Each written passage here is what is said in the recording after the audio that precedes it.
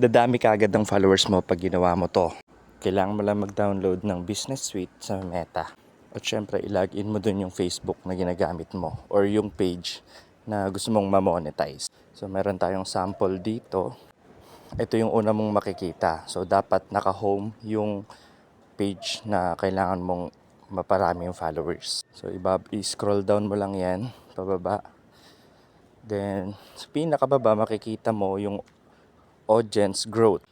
So, makikita mo yung mga nag-react sa mga videos, sa mga posts mo. And ayun na nga, may send invite. Press mo lang yan para makita mo kung sino yung pwede mong i-invite sa followers mo. Ayan, so, merong maximum of 1,000 per day. Check mo lang lahat yan.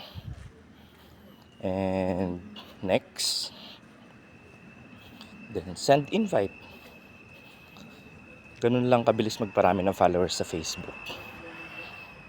So, kung nagustuhan mo to at natulungan ka, follow mo na rin ako para masaya.